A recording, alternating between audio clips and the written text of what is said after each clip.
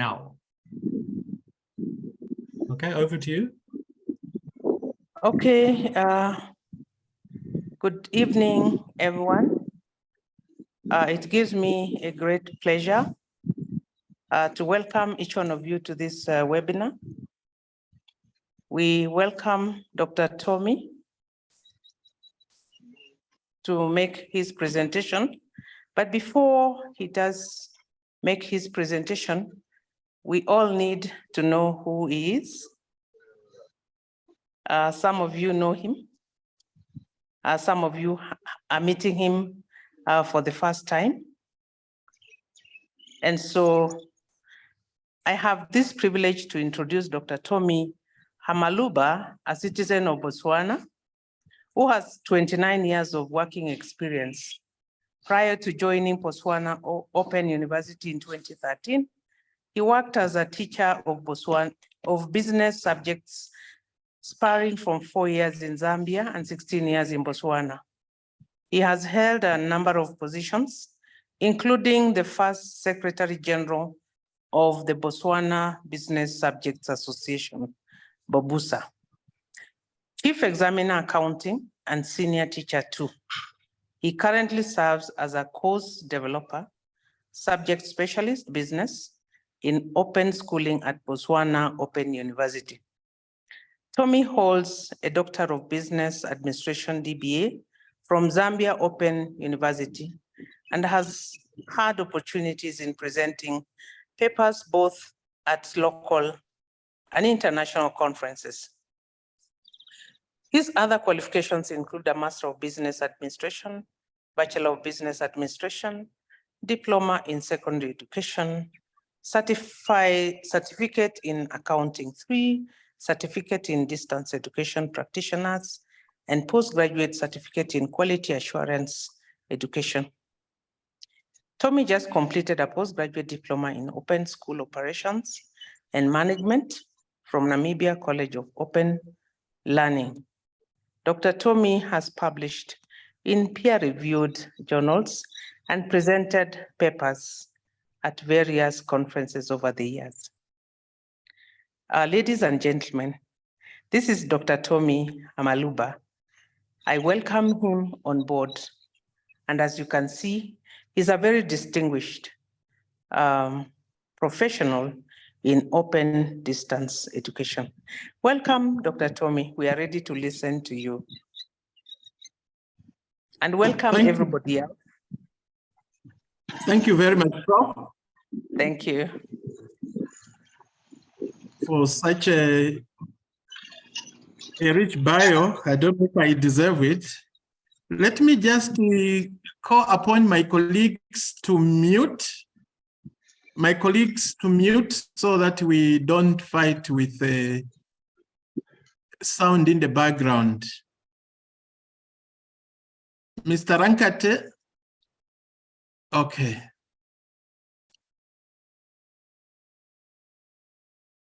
Oh, perfect. So I thank you, Prof, for such an introduction.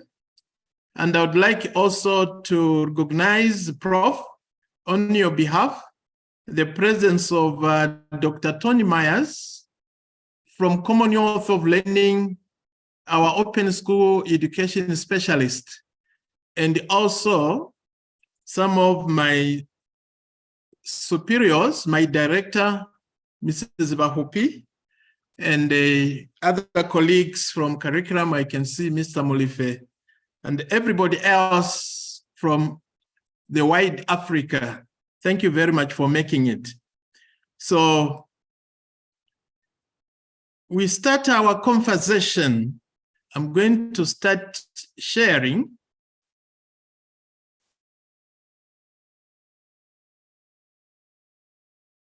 Prof, just give me feedback if... Yes, we can see your slide, the first one. Only go into, yeah, thank you. It has gone into presentation mode. Good. Thank you. Thank you, Prof. Colleagues, our topic for this afternoon is something of urgency, enhancing infrastructure and lending resources for open schooling in Africa. And we are saying this is a compelling case for urgency. Why is it a compelling case for urgency? Its background, the background of this urgency comes from what exactly, especially what we learned post-COVID. What we learned post-COVID gave us a lot of lessons, a lot more lessons. We learned a lot during COVID, and coming out of COVID, there was a lot to learn. So the portfolio that we are looking at this afternoon is open schooling. Open schooling. And for the sake of our colleagues who are not familiar with open schooling, I will first define what open schooling is. Open schooling is a system, a schooling system which is flexible. It offers a flexible education and allows individuals to pursue education outside their traditional brick and mortar classroom setting learning. So open schooling gives opportunities to our youth and young adults who are not able to attend regular classes, regular school, due to various reasons. We know there could be reasons of commitment to work, geographical constraints from where the school is, and some personal circumstances. Some students who drop out of school due to pregnancy and many others. So this is the open schooling that we are talking about today. And let me also emphasize for all my colleagues who are here that knowing is not enough. What we are going to share today and what we know already is not enough knowing. We must apply. Willing to come for these webinars is not enough. We must do. This is what Leonardo da Vinci put across, which means we must do something with what we have. And once we do something with what we learn, then good knowledge will be practical. Last year, the United Nations met in New York, September 16 to 19. There was a summit which was entitled Transforming Education. Now, what came out of that summit for UN is that, one, member states of UN were going to address learning loss and promote equity and inclusion. 3, achieve digital transformation. Number 4, review curricula and pedagogies. And finally, 5, is supporting social, psychosocial well-being. So how is UN, where Africa is also a member of this wider body, going to achieve all this? And where does open schooling come in? The enablers are summarized into 4. We need to do the 4 C's. Improving connectivity in Africa, improving content or creating content which is good and applicable to Africa, building capacities for our leadership, for teachers, among students when they are empowered. And finally, the final analysis is these students who pass through this type of support having credentials, We are talking of certification, having passed through the process. Colleagues, there is urgency in Africa for open schools to bridge the digital divide. So number one, I want us to look at how is bridging the digital divide a problem and what can we do about it? First of all, we have to identify challenges and barriers that stand on the digitization of our educational systems in Africa. What is standing to digital access in Africa? We have to identify challenges. Look at my pictures there. We have got the first picture here. The first picture here, where we have teachers who have got laptops and very good lab, even enabled mobile phones. They have access to the internet. But within Africa, we find another setup of typical face-to-face learning without enabled technology. Here are the students, and I'm standing there behind them, trying to facilitate a learning session. So I have seen two different scenarios. Within Africa, we have got this digital divide, because normally we talk of the digital divide spanning from the first world to and measuring with our African context. But within, we have got that problem. So we need to call upon superiors to invest in infrastructure. Infrastructure does not mean the building only computer labs, putting up internet. Infrastructure, we have to understand it in the concept of, yes, the learning environment where the students will be attended from, and also the technology infrastructure. I'm very happy to say in Botswana, all our senior secondary schools, for example, they have been given, students have been given tablets. All the senior schools, more than 20 of them, each child and a teacher has got a tablet. So we are different at that level. I'm very much aware that some other countries cannot really have that. And within ourselves also, we have not descended down to other levels. So we still have this challenge. Now, in order to provide equitable digital presence among our learners, we need to provide reliable internet connectivity. And establishing computer labs where possible to access digital devices is what these open school learners need. Mobile technology cannot be argued any further. Mobile technology is an enabler to offer the quality of education.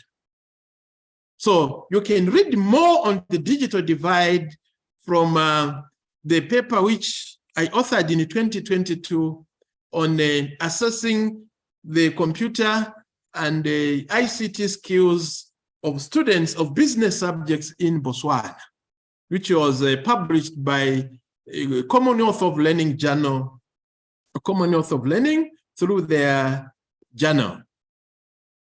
Colleagues, Africa and open schooling needs up-to-date learning resources. We need up-to-date learning resources. We need to develop content. We need to curate content that is digitally propelled and aligned with the curriculum. You know, sometimes when I run training on OERs, Open Educational Resources, people would want to just download something because it's an open resource. For example, you download something from an American portal, maybe it's meant for university, and you want to put it within secondary education. So that is not the purpose. We need to develop and curate digital content which is aligned. That is very, very important when we talk of aligning, aligned with the curriculum. And once we do that, we must cater to diverse learning styles and the specific needs of these African children that we have. I have put a website at the bottom there. That is where we have at Open Schooling in Botswana. That's where we have a Moodle portal. On that learning management system, we have developed content ideal and suitable for our secondary school students. We have looked at the context. So when you have got a learning platform, let's have these learning resources that are up to date and they connect with the diverse learning styles. Then we must create multimedia. Multimedia meaning audio, visual, you know, all the audio, visual put together. Online can also be a classroom. Colleagues, we have to implement interactive platforms. You know, I have given a laugh at some platforms. They are not interactive. They are repositories. They are repositories. So when we talk of teaching online, let the platform engage. Africa, we must move into developing teachers that can teach online. So empowering teachers is very, very important. Teacher training. When we do capacity building, you can see from my left here, these were the teachers that were recently introduced to the use of OERs in one of our very good sub-region called Bobirwa. In this picture here, you see it's a mixture of teachers and policymakers. I see like this man here behind is a school head. We had education officers, the school head, another one here, you know, coming together to identify themselves with the latest technology that were being cascaded. Mr. Buhasu, just mute, thank you. So capacity building for policymakers is a priority, Africa. Capacity building for teachers to embrace technology is a priority. Teacher training programs for effective integration of technology, very, very important. Continuous professional development opportunities when they arise, and when they're not there, I challenge policymakers who are here, create, because teachers need this. Teaching is continuous. Promoting active and student-centered learning through technology is what we should be doing in open schooling. Equipping teachers who are our tutors with the skills for maximizing the open schooling platforms is what we need to be building. I have been to some countries where they will just prepare the portal, the learning management system is there, then the teachers are not accessing it for teaching and learning. What is the purpose? What is the purpose? It's for this reason that we are saying, let's go back to the drawing board. It is a matter of urgency. And we need to enhance within our open schooling setup, even other setup of teaching and learning. We need to collaborate. We need to enhance collaboration. Very, very important. To enhance collaboration. Very, very important. We need to enhance collaboration with who? We can collaborate with government to government. We can collaborate with private sector. Very, very important. Private partnership. Private partnerships. Very, very important. We need to partner. If we don't partner, then we risk not having even the support that we need. Now, within our collaboration, we should be seeking, leveraging expertise and resources from these various stakeholders that we have. Techno, can you learn to mute colleagues? Thank you. Creating a dynamic ecosystem. When we partner, we could be partnering maybe with the Commonwealth of Learning, but let us develop a dynamic ecosystem that is going to enhance our innovation in open schooling. You know, the teaching and learning of today needs innovation. It needs creativity. You must come up with some extraordinary steps in order to deliver. Our quality of education has gone bad, very bad. If I were to give a Botswana context here, we are scoring scores like less than 50% quality pass for students who are supposed to move into tertiary. So open schooling is called upon to stand in so that we can help these children who are not able to go further. Colleagues, the moral imperative of equal access to education cannot be overemphasized.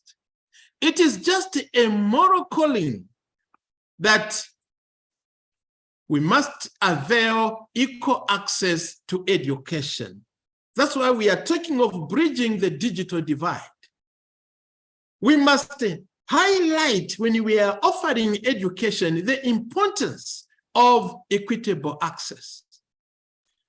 I have argued in other forums on the people's understanding of equity to quality education. Are we availing the same type of education to all children that come before us as open schooling? I'm not talking to Botswana Open University. I'm discussing this. The discourse is for the rest of our African continent. We must empower African youth in the digital world for success. The world has gone digital. And it is also very important, colleagues, that case studies of successful infrastructure projects in African countries must be studied. It's very important to see what other people have done, what is working, what are we missing. Then, as Africa, we are going to be better. I want to speak to the framework that suggests a model. There are so many models that you can use to come up with an open schooling. Now, the one that I'm going to discuss is from Rambo Systems model for open schooling that is quoted by Du Vavier. Now, I studied this model as I was just doing my postgraduate diploma in open school management and the Open Namibian College of Open Learning. Very, very important. Now, this is the suggestion of this model in this open schooling system. It has 4 subsystems: the regulatory, then the materials subsystem, the learner subsystem, and we have got the logistical subsystem. Now, when we talk of the regulatory subsystem, this one is talking to policy and the planners, planning to policymakers.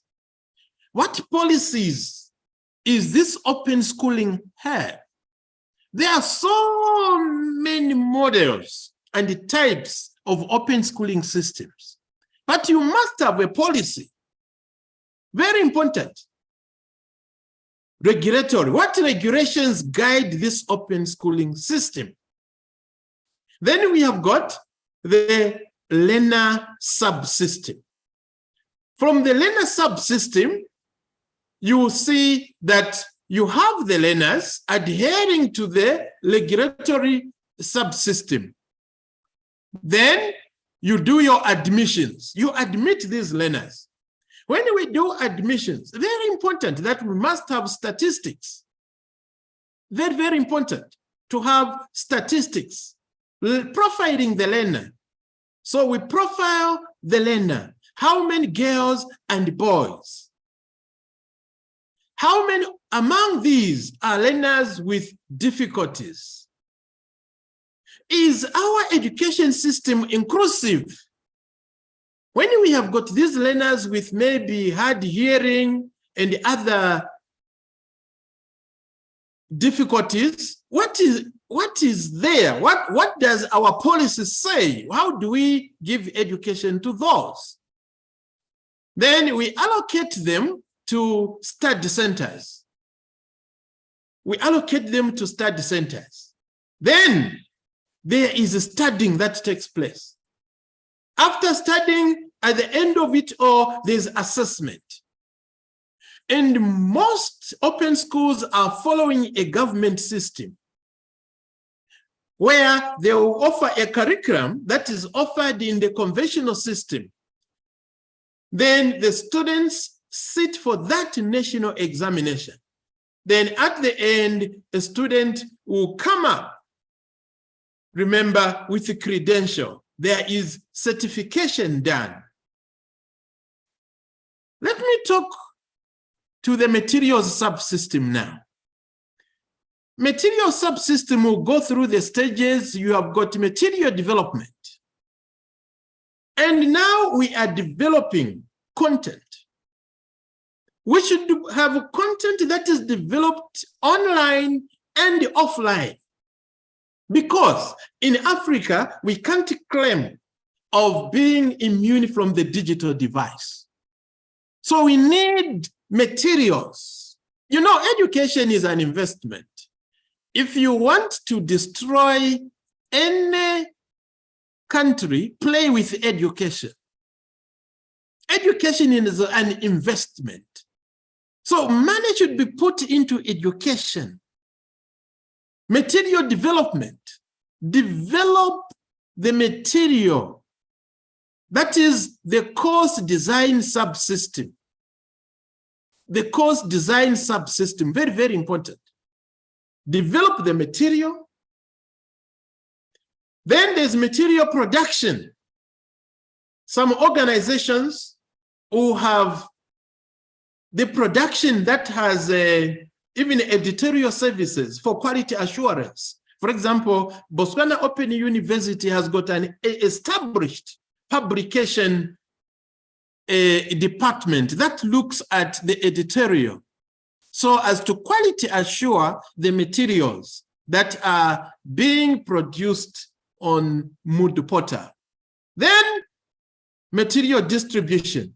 And you can see here, it is joining with study. The students are studying. So after that, material production flow, then it goes to enhance studying. Are our students studying what we have produced as open schools?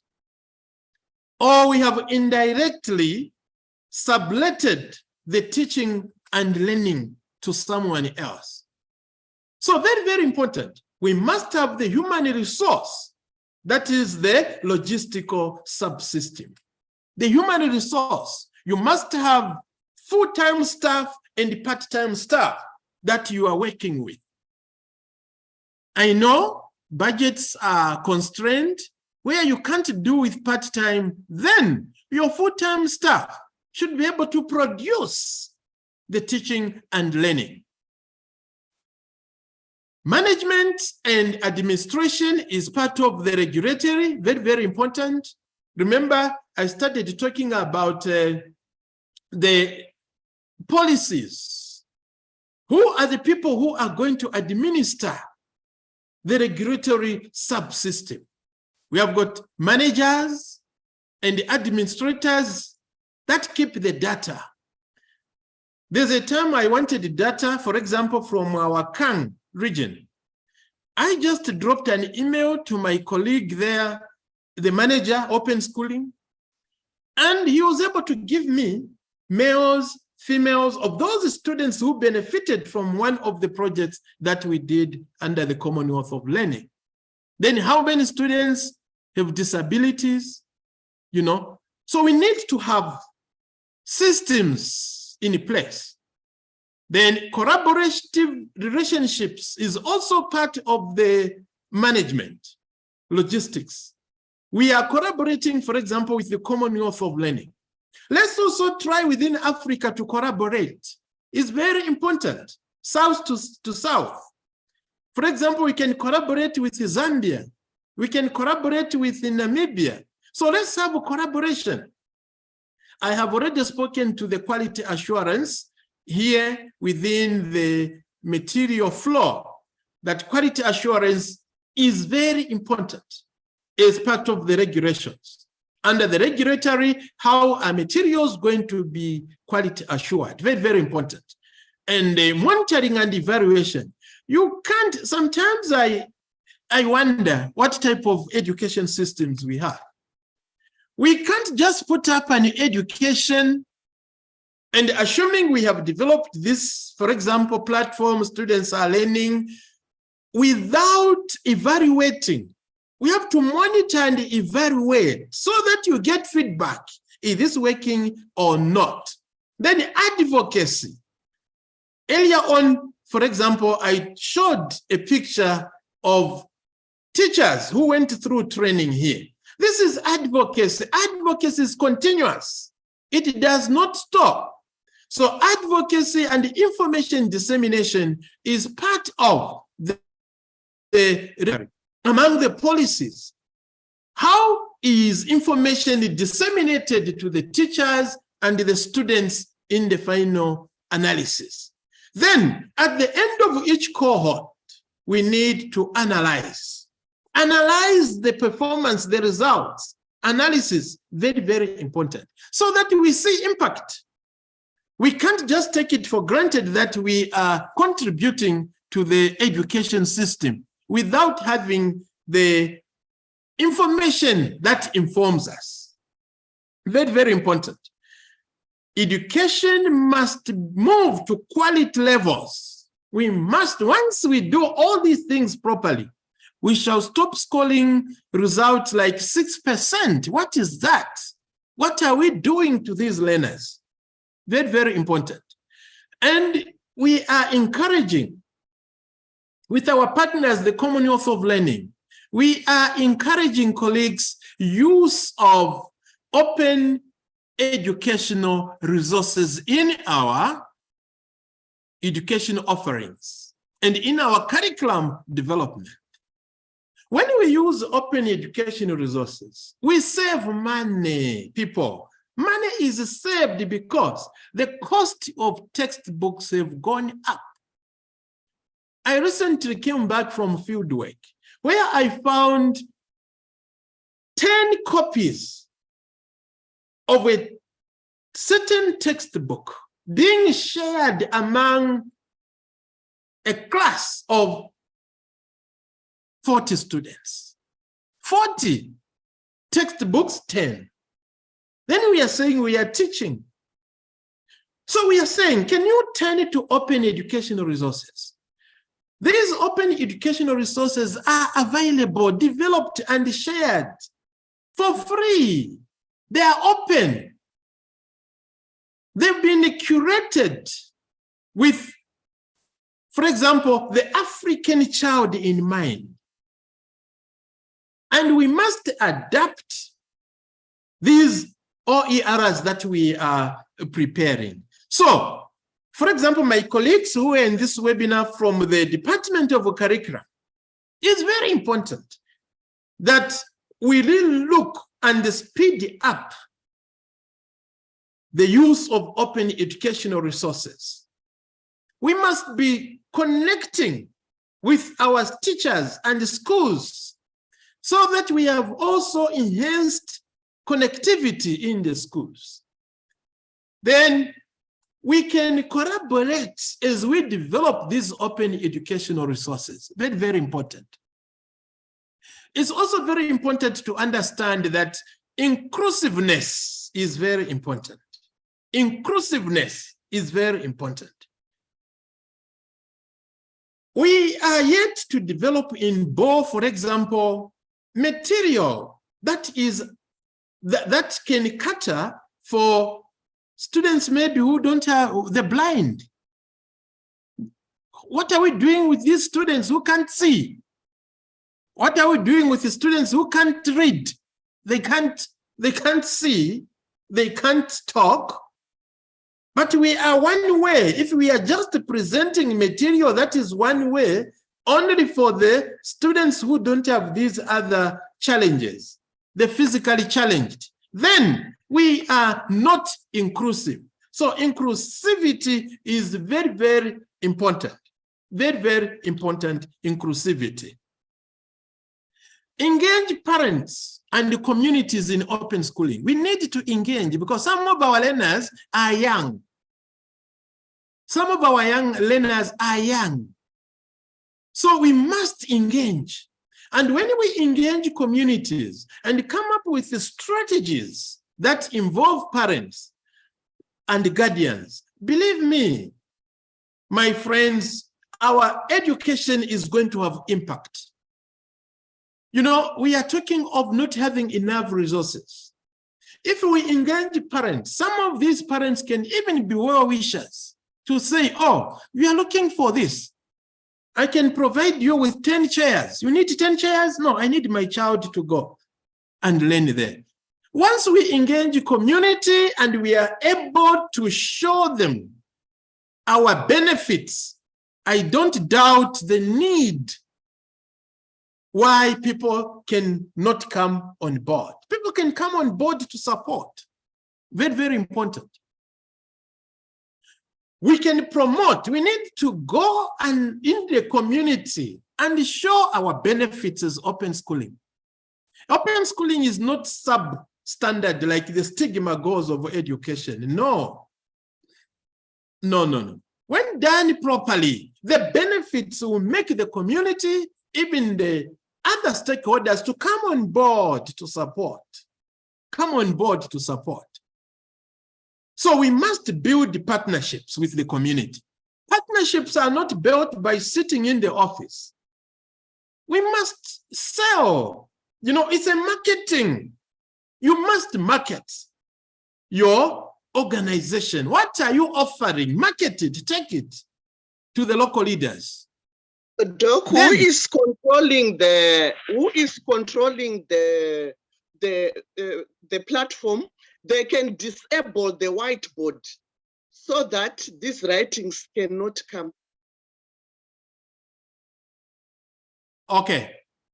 Dr. Mayers, I think you heard from Dr. Makuku from Quality Assurance Africa, based in Ghana. I don't know how you can disable the whiteboard so that my pen. I don't know. He can go to security. When he goes to security, he just clicks on whiteboard and it will be disabled. Okay, he should be able to do that. If not, then we keep running. So, sorry. Yes. Colleagues, we have to, thank you very much for that. So, colleagues, we have to address cultural and the socio-economic factors that impact on the parental engagement. Parental engagement can not be overemphasized. Very, very important. Now, We did some experiments with the Commonwealth of Learning on some technology. From 2013, CORE has been working with APTAS. APTAS is a special tool that works off the electricity grid and can be powered by solar, so as to improve access to education. And 2014, it kept on, it kept on improving from the first 2013 up to where we ended with this one in 2021. It kept on getting modernized. And all this was done out of the feedback that came from the countries that were piloting. So this is how deployment was done. This is how deployment was done in Africa. I have put the countries in Africa, you can see in black. This is where in Nigeria at Yaba College in 2022, they tried APTAS. Zambia, with the Ministry of Education, 2021, they tried APTAS. Mozambique, with the Ministry of Education and Human Development, they tried APTAS. Then many other countries, I just focused on Africa here, only 3. But all in all, 13 countries tried the APTAS. From that, we learned that APTAS is not working for open school. Open schooling is not working for open schooling. So, Commonwealth of Learning has redirected open schooling. Commonwealth of Learning is now working on a new initiative called the Open Textbook Initiative. So this is 2023 where we are, and we are talking the language at Open Schooling of developing open textbook, where you can create an open textbook version of your course. At Botswana Open University right now, I'm developing accounting for senior schools and hospitality and tourism, a vocational course also for our secondary level students. So this open textbook is very good in the sense that students just go to an area where there's Wi-Fi, they download, it's an offline. So you prepare your material in Moodle. After preparing your material in Moodle, then you export to an open textbook format. Very, very, very, very easy to use. And we realized, due to the digital divide that we have, as we are looking at enhancing the quality of education at open schooling level, we need to find means of being more inclusive.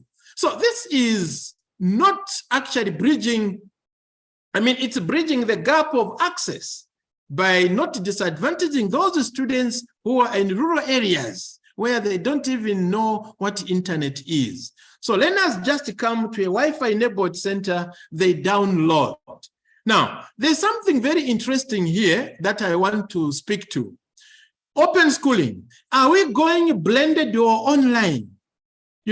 We have got a pure face-to-face that is still going on. In many of our conventional schools, we have got face-to-face. Many open schools are using face-to-face. No technology at all. Without technology, nothing. Then others are saying we have gone online, fully online, offering online. I have found blended to be very, very good and important. Blended, where you have a combination of online resources and there is also in-person instruction. Very, very important. So this is advanced also by Betts, 2015, page 316. This continuum of technology is very, very important, that any open school, any open schooling center must speak to it. People always argue that they don't have money to offer blended learning. But if we are to have quality education, if we are to have inclusiveness without disadvantaging those children who can't find technology available to them, then flipping a class is the way to go. We must flip our class is the way to go. You know, in Africa, we have got 11 open schools in Africa. I was able to be given 11 by the Commonwealth of Learning. This is where they have open schooling. Botswana, Eswatini, Gambia, Ghana, there, Dr. Makuku, you have got the Center for National Distance Learning and Open Schooling. We have Lesotho coming up, Malawi still coming up, Mozambique, Namibia. These are Namibia established, Tanzania, then Zambia, we have got 2, Zambia College of Distance Education and Zambia College of Open Learning. So we are not doing enough. There is not enough open schooling in Africa. This is not even half of what we can get in one of our advanced countries. In order to support our children, we need to enhance open schooling Africa. Let me just give you one example of Australia. Australia, look at the open schools that are available in Australia. Don't think there are only 16. No, 27. 27 in Australia. Australia is offering 27.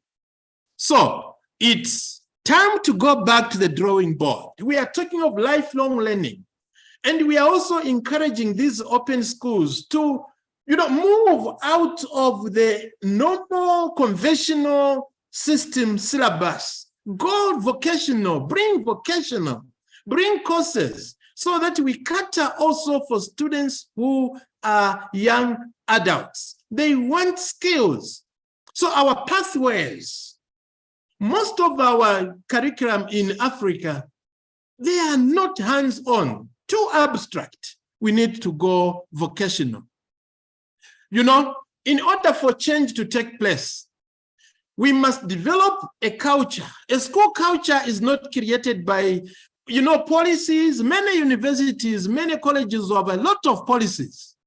They have policies, mission statements. Those are written there. But what matters is the daily actions of any open school center or institution or any school, even a conventional school. Some school headmasters who I'm speaking to here. What is important is what you do on a daily basis in your school, not what you have written. Some countries, some institutions who have a lot of write-ups, but what are we doing? I said when I started, I mentioned that I quoted Leonard to say, knowing is not enough. We must be doing. Implement those policies. Implement those policies. Colleagues, I've got some references here that can be consulted also. And I want to end my presentation here with a conclusion to say education must change. It is a matter of urgency. It's a matter of urgency. We are talking of giving quality education. It's a matter of urgency. It cannot be delayed. Like you saw from the resolutions that came from the United Nations summit that was held in 2022. So those who want to collaborate with us, please, I'm available. And my chairperson, Prof Rose, our chairperson for Commonwealth Open School Association, COMOSA, She's also available there. The Commonwealth of Learning is available there through Dr. Tommie Myers. We are here to better our Africa presence. We are here to offer what we think needs to change our education.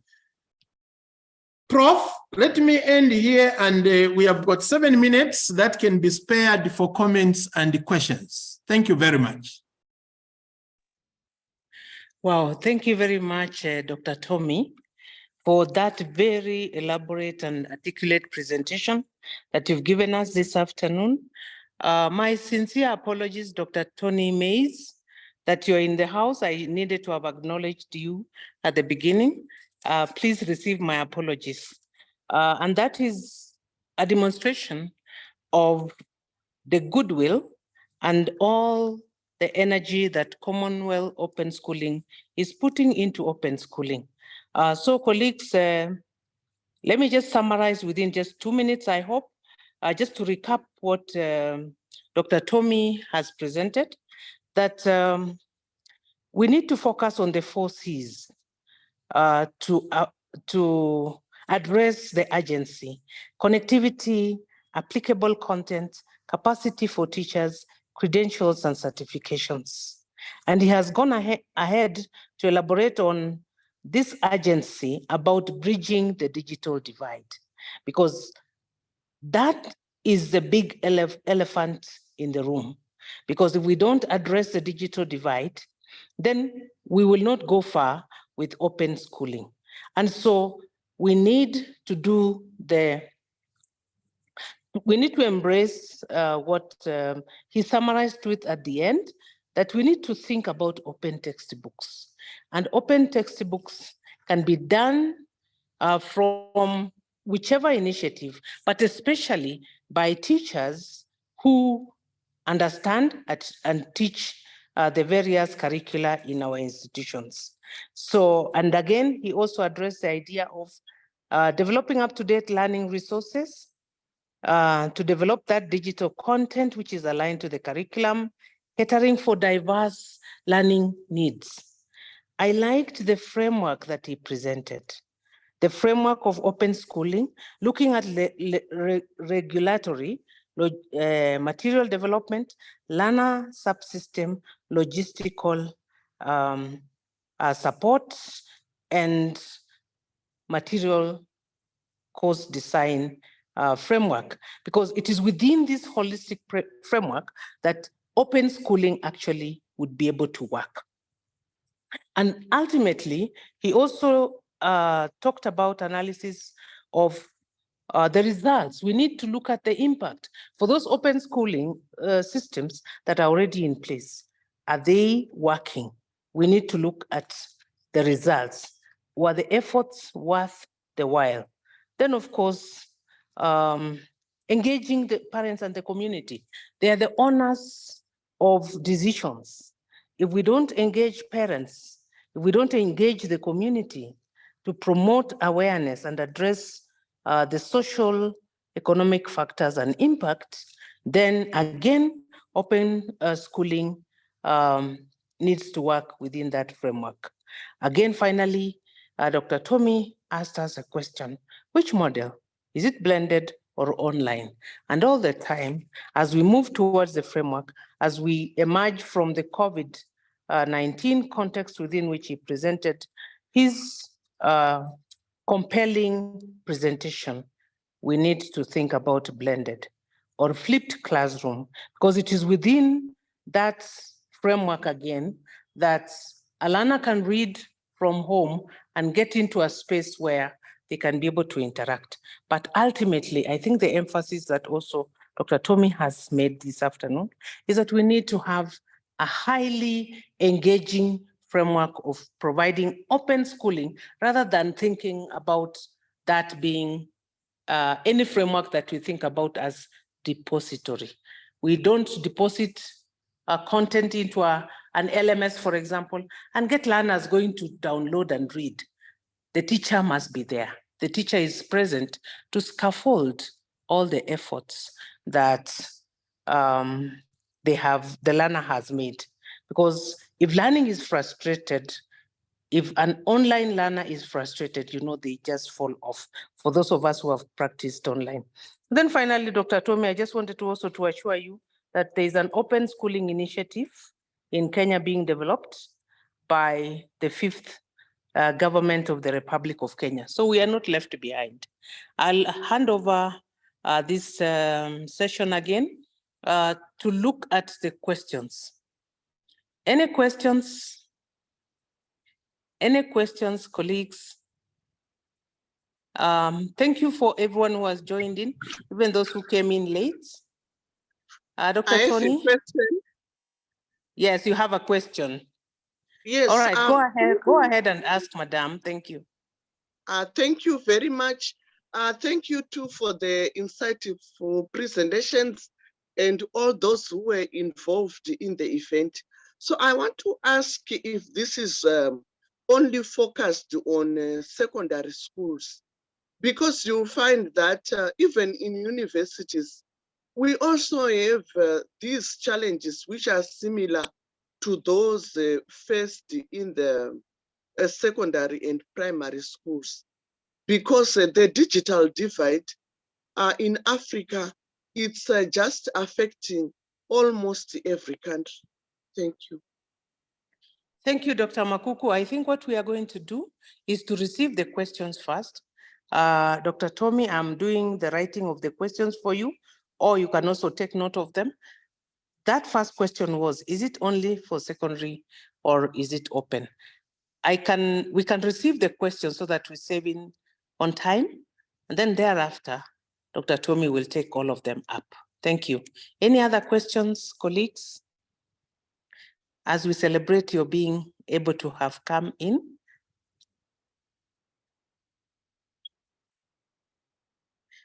Okay, Dr. Tommie, as our partners are thinking about the questions, please go ahead and answer that question. Is it only for secondary level education? And I would add, is it only for Botswana? And how do we deal with addressing, let me add my sub-question, how do we deal with addressing the diversity of curriculum across Africa?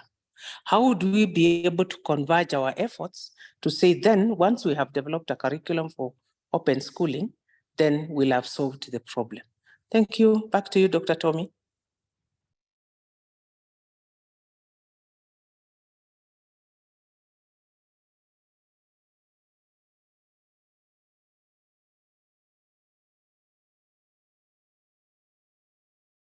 Dr. Tommie, are you with us? Or we have lost you? I think we've lost him temporarily, Prof. Yes. He tried to come back in, then he disappeared again. He's trying to come back in. So let me maybe start to answer the question. Thank you, Tony. So the Commonwealth of Learning has a number of different initiatives. So open schooling is one of them. We do have a higher educational initiative. We have technical vocational skills development and such like. But the notion of open textbooks is something that can work for open schools as well as for open schooling, as well as for university, higher education and technical. In most countries, we have learners who have no devices, no connectivity. For them, we probably may still need some print or at least a basic PDF that they can come to a center, download. We can then enrich that with some video content. For those who have higher end devices but don't have internet, again, they can come to a center and download. And then we can add all our H5P type stuff in to have a fully interactive online experience. But the core curriculum should be the same for everybody. Otherwise, you can't have different strokes for different folks. I see Tommie's back in again, Prof. So let me hand back over to you.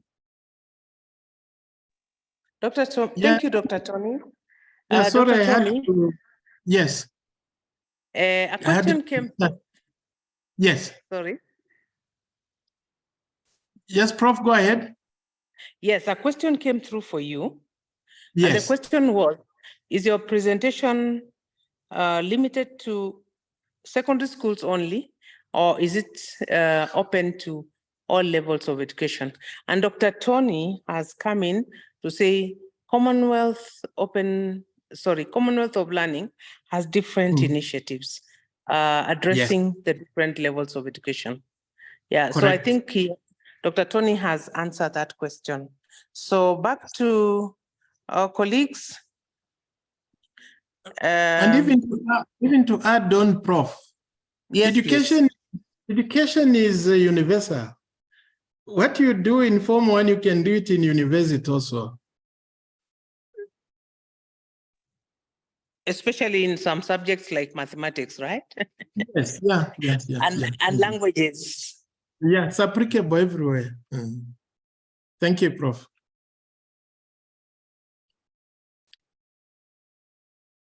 Yes, you wanted to say some colleagues?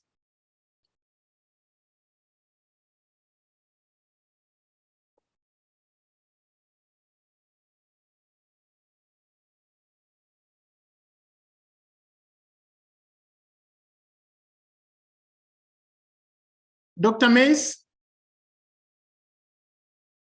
Yeah, thank you, Tommie. I think it was a useful presentation to give us kind of like the big picture and what some of the urgent issues are. Maybe you could talk a little bit about the openness of your own courses and materials. Good.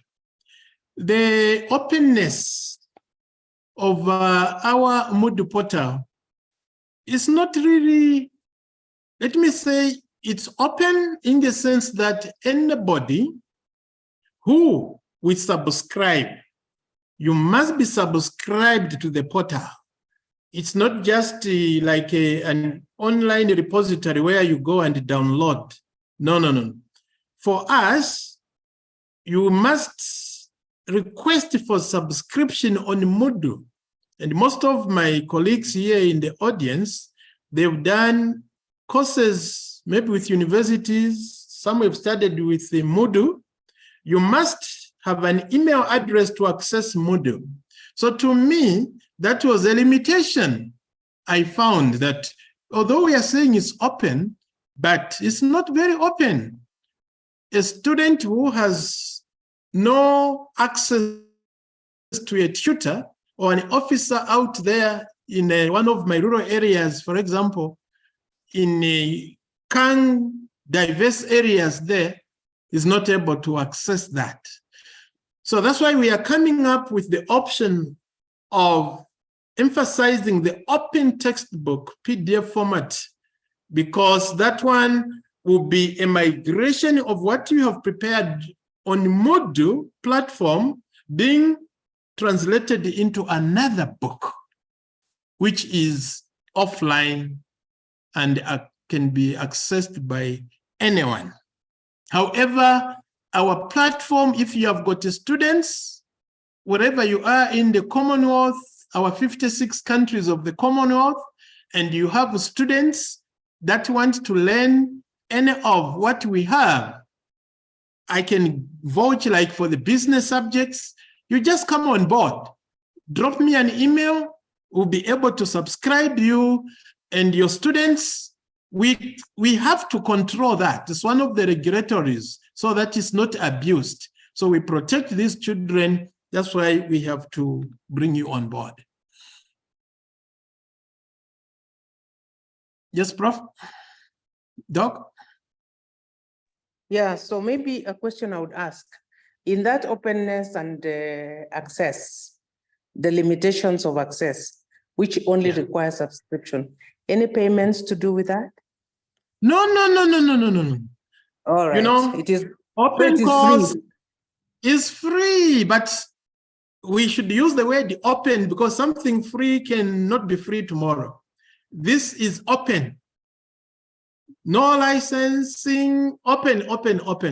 So long we subscribe you, Prof, then yes, it's open. Yeah. All open. right. Thank you so much. I think that has, Tony, have you been answered? Yes, the problem is that when COL enters into agreements with partners, one of the conditions is that any content that we help to finance the development of should be shared openly. But most of our partner institutions do not have a platform for OER sharing. So what we're hoping is that what we can do in future is if we share either a PDF or a Pressbooks version of our content, the learners are still not going to get accreditation and assessment. They still have to sign up with the institution to get that. But at least we are fulfilling the obligation of sharing the content under an open license. And we haven't really been doing that because institutional firewalls are in many cases preventing direct and easy access. You should be able to actually access resources as you can from COL's website without signing in to anything. So that's where I'm wanting to move to.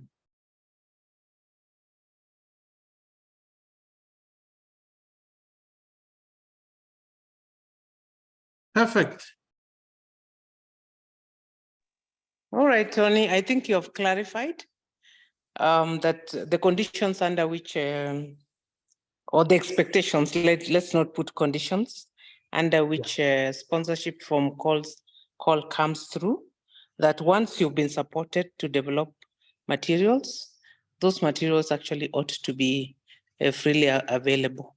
So I think without any further questions coming through, I want to take this privileged opportunity to welcome all of us into the Open Schooling Initiative as the chair of COMOSA Africa, just to continue to say that we can do a lot more, even as individuals.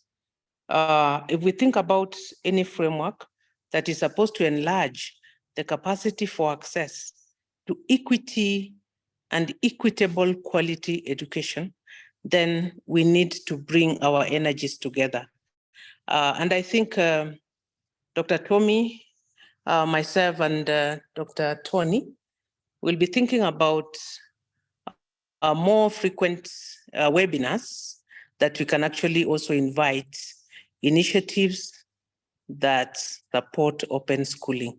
So we want to thank Dr. Tony Mays, for all the energy and support that he has put into Open Schooling Initiative on behalf of the Commonwealth of Learning.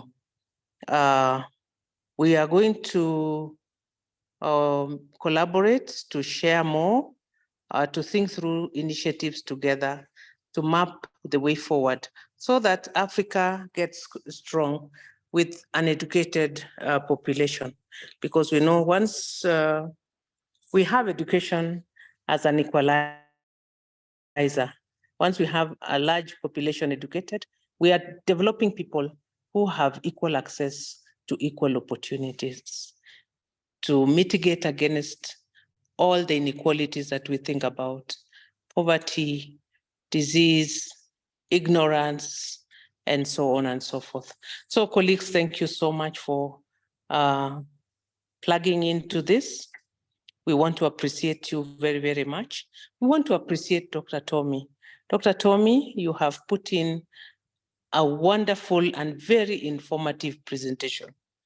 I loved everything that you're talking about in the urgency for us to think through. And I think what you have done for us, you've supported us to enlarge our capacity to think about the different frameworks that make open schooling work. But I think the one that we have power over is this of developing content. And especially for those of us who work in schools, who work in higher education institutions, we transform our courses into open courses. If we do that, for sure, even if it is fragments initially, and then we come together to see we can put together a curriculum for example, a certificate in business offered through the Commonwealth of Learning.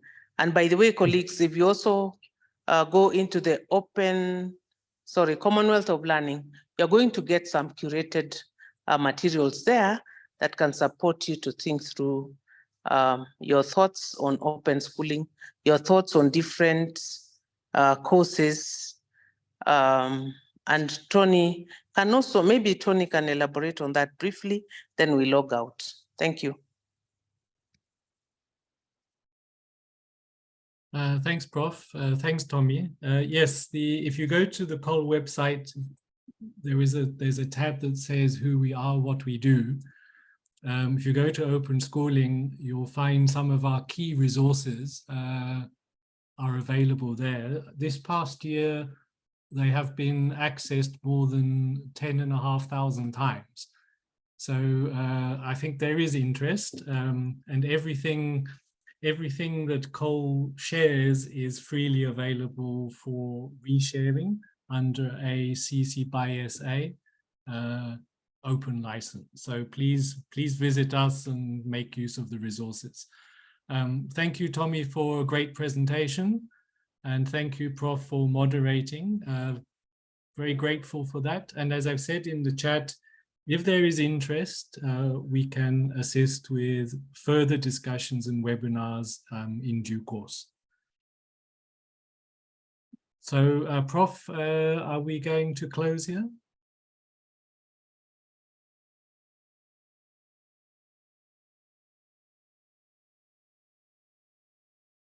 Okay, so we're a little over time. Yeah, a little over time. We are over time. Yes, so anybody who wants my contact, we have already, I've already shared it on the chat. My contact, Tommie, maybe you can also share your contacts to colleagues here so that we can have this conversation going. I have done. After. Yeah. Thank you. So colleagues, thank you so much.